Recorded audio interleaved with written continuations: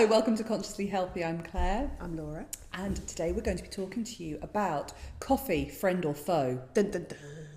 Actually, this is a little bit self-serving because, if I'm honest, because, we came through the standard nutritional training ground where coffee is bad, coffee is the devil. It's all about herbal teas. You know, the fruit of some flower petals infused in water. That's really what you're looking for. And we love a nice herbal. Oh, a good cup of herbal. Lovely. But with my weird, funny body, I just realised that actually coffee has always been something I love, just love it. And I would allow myself one a week, and that was great. Except in that one day a week when I was having my coffee, I actually felt better than I did for the rest of the week. And so last year, as my symptoms got worse and I got more and more tired, my coffee intake kind of crept up. But what didn't happen was a load of coffee fallout. Like I just wasn't getting, bowel disturbances or disturbed sleep or the coffee jitters or anything like that.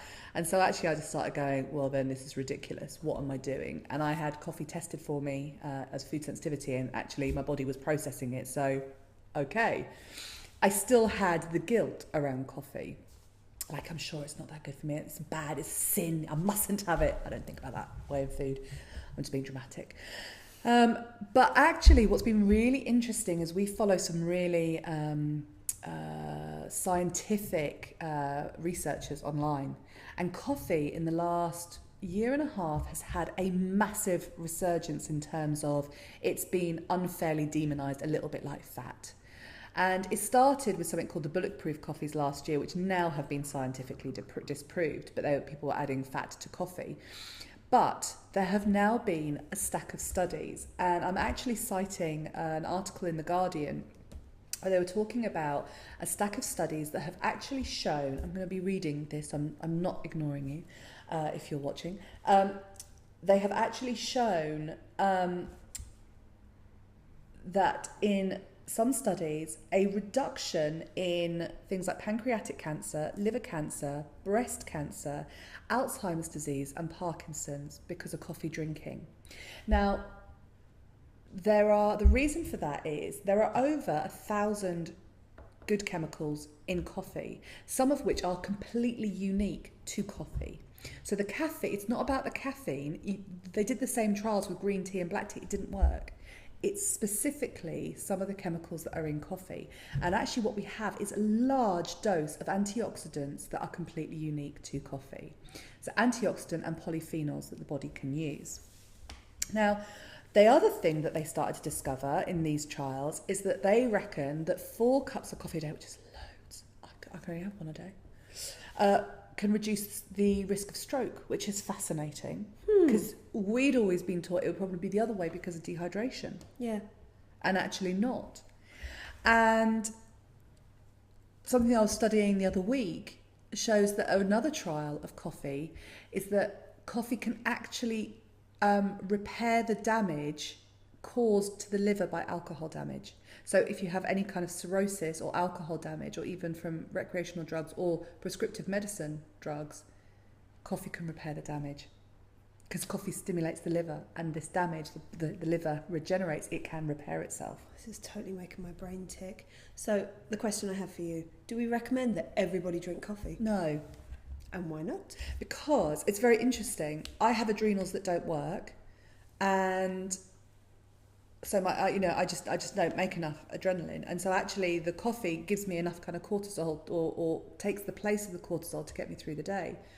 My experience of people who are absolutely frazzled, like beyond belief frazzled, exhausted, they don't need another stimulant in their body. Yeah. Would you agree? I absolutely agree. And we've been doing some research into autoimmune recently, and the coffee can really be very supportive for someone who has got a Th1 dominance, but someone who has T-cell helper dominance. Yeah, that's one. It. Yeah. We'll do more podcasts on those. But yeah, if you've got specific kind of reaction in the immune system, then coffee can be really beneficial. But if you are someone who has a Th2 dominance, which you kind of get symptoms in terms of sinusitis and allergies and hay fever, those kind of things, then coffee can actually be quite damaging and cause more symptoms rather than say damaging. So if we see a client who comes in, say they come in with really big stress and they've got an autoimmune condition, we wouldn't be recommending that they go straight on coffee, because that will just be slaying the adrenals even more on top of the stress. So what we would be looking to do is to get the stress down to a place where they're feeling a lot calmer, and then maybe look at coffee or caffeine as a way of being able to support the immune system. That's really interesting, isn't it? Now, the other interesting thing with coffee is there were studies where actually it was more effective for some children with ADHD than Ritalin. Yes. Which, of course, you'd expect the coffee to make people go crazy. But actually, the effect is it makes people, when you give them a task, it makes them very focused. If they haven't got a task, they can be a bit sketchy.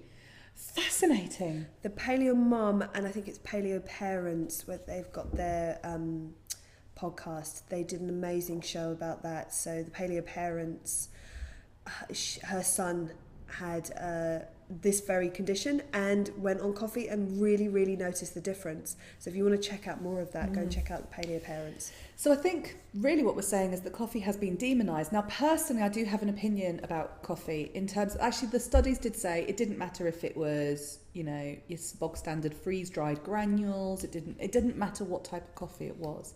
My argument for that is whenever I put food in my body, I'm looking for it to be the best quality of what it is. So I don't want a coffee that's full of solvents, that's artificially processed, that, well, I'm sorry, coffee is a processed thing. I understand that. It's roasted.